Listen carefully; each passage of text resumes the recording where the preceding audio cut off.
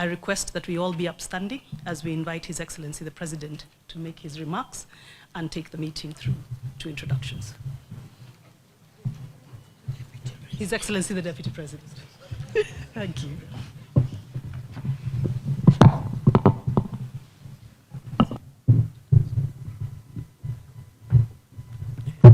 Good morning, please be seated.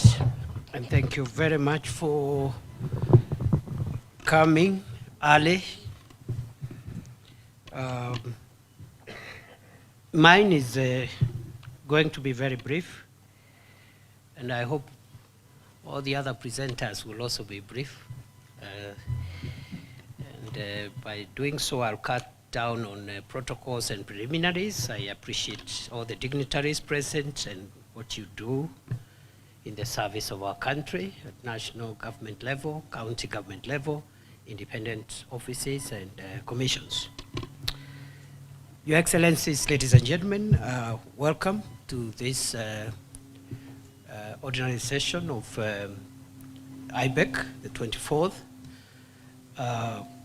It's the first one that I am chairing in my new responsibility, and I look forward to working with you, each one of you, to progress the agenda of devolution and protect our Constitution and the ideals on which our Constitution is founded. I look forward to a collegial, consultative, and cooperative engagement, not just for this meeting, but for our other engagements, because Article 6 of our Constitution and all the enabling laws of devolution do not anticipate adversarial engagements. The Constitution says that all our deliberations and engagements must be done in the spirit of consultations, mutual respect, and cooperation. And I think that should really inform us as we go forward. I also want to congratulate the new leadership of the Council of Governors, Chairperson, the Honorable Abdullahi, Governor of Wajir, Pongezi, Governor, Chair, and I wish you well. Vice Chair Mutai Kahiga, Governor of Jerry County, congratulations. And all the chairpersons of, there's a whip, but this is a renewal of mandate. There've been a whip for how many terms now? 2. There are no term limits. So, Pongezi, Governor Sang, my friend, a whip, and all the chairpersons of the various committees of the Council of Governors. I look forward to work with you, each one of you, again to further the interests of our country and our counties. Excellencies, ladies and gentlemen, the Constitution of Kenya has very high expectations on devolution. Very high expectations that devolution will bring more responsible and accountable governance at the local level, at the grassroots. That decision-making and identification of priorities will be more consequential to the people because it's being done at the local level, and more cohesive communities will be formed at that level because governance is being propelled from the local level. The Constitution also creates very high expectations on the issue of allocation of resources equitably to ensure our country develops equitably. And much has been achieved since 2013, since actually 2010, but particularly under the auspices of IBEC, much has been achieved since 2013. And I'm also happy to note that some progress have been made towards implementation of the resolutions of the immediate ordinary session of IBEC. The country is operating under a challenging macroeconomic situation, and that has affected the economic performance for the country, for some time now. As you're aware, the closure of our economy for nearly 2 years, between 2020 and 2021, because of COVID-19, and other global events, including high interest rates in the global market, the war in Ukraine, and a few other things, really affected the economy of Kenya in a significant manner. Meaning, the post-COVID-19 period, starting 2021, 2022, saw a number of things happening that have hurt our economy and our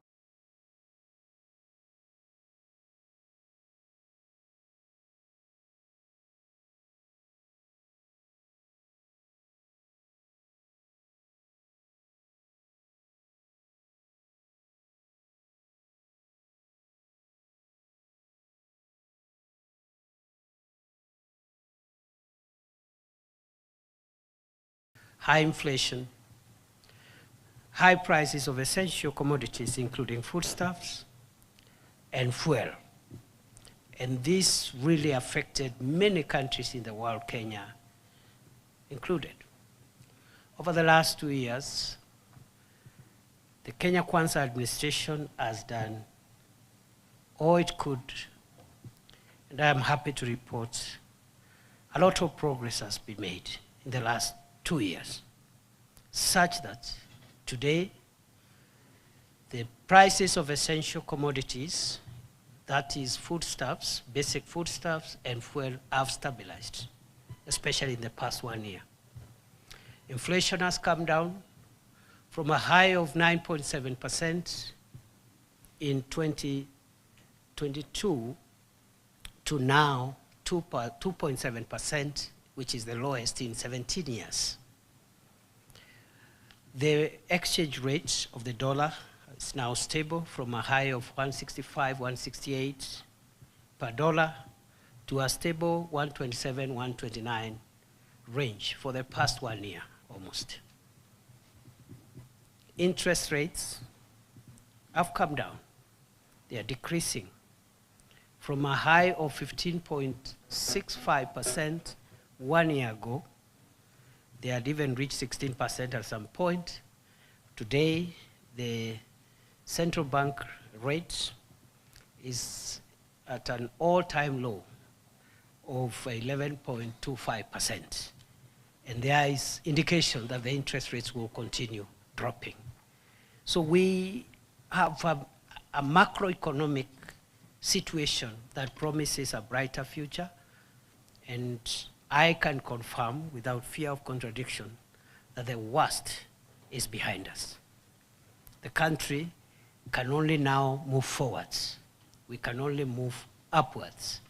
And thank you for your patience, because in the process, some of the commitments around devolution, like disbursements of monies to counties and other obligations, have been affected by this macroeconomic turbulence.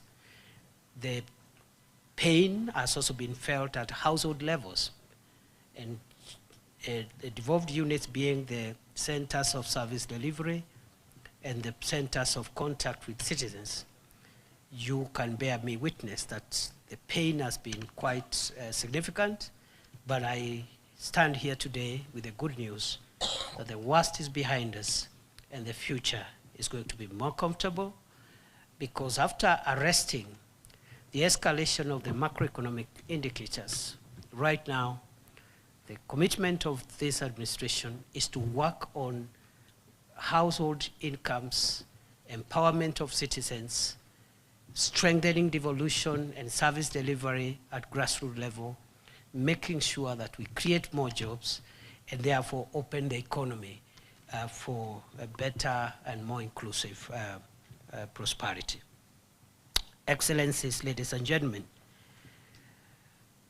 the last 1 year had some political implications which affected our fiscal situation.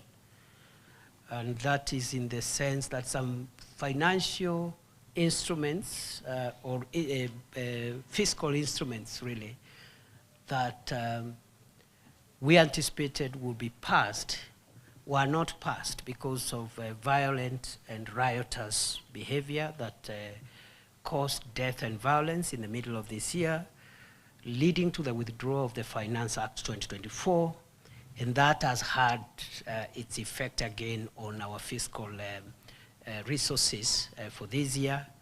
We've had to adjust both the Division of Revenue, amend the Division of Revenue Act, the County Allocation of Revenue Act, and the consequential legislations, I'm sure, will also have to all be aligned, including budgets and appropriations frameworks, to make sure that this reality, that is the collapse of the 2024 Finance Act, Finance Bill, is accommodated.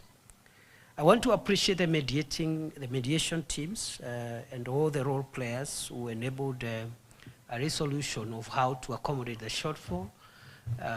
Initially, the shortfall was proposed to be 20 billion, but I think that was added, an additional 7 billion was added to bring the total to 387 billion, which again now is what we are working under. Thank you very much once more for the patience during this process. We encourage more understanding, collaboration, and consensus building as opposed to confrontational approaches to sensitive issues like devolution. I want to commend the spirit so far. We have had an issue of timely disbursements of county resources. I am informed by the CS for the National Treasury. Some progress has been made. I'm told November is still outstanding, and I am also told that next week, November, will be sorted out so that we try and regularize the delays. I am also aware there are other issues involving access to the development funds. Other than the delay in disbursements, there is also further delay down the chain because of the accountability procedures involving the Office of the Controller of Budget and the spending by counties. That discussion, we must face it head on and resolve it. We cannot have a situation where counties and county governments receive money, they're unable to spend it, but on the other hand, we must insist that accountability is for all of us. And therefore, we must have a way of bridging the gap between the viewpoints by the Council of Governors and the Controller of Budget to make sure that we assist both institutions, the COB and the COG, to deliver on their mandate. No institution has a right to frustrate the other. Both are pursuing legitimate interests, national interest, but at the same time, we must not use our mandates either to frustrate or to delay the delivery of services to the people of Kenya. Having said that, I think it's my very big pleasure to be here this morning. I hope we'll have very good deliberations. I hope we will crystallize some of the issues that needs to be escalated to the summit, the Intergovernmental Relations Summit, which will be held on Monday. And so my plea, as I finish my remarks, is we keep the presentations brief and focused and succinct. And please, let's just, we can achieve a lot in the next 1.5 hours so that we can also release each other for other engagements which are equally competing. And all of us are busy people, whatever we are doing. I wish you well. I look forward to working with you. And I am in familiar territory because 10 years of my public life I spent in the devolution family. So I'm happy to be back home.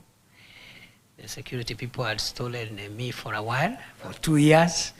It was also a very good experience, but I'm happy to be back to the devolution family in one of the many roles that now I am undertaking. Thank you very much, and I wish you well. And what is the next item?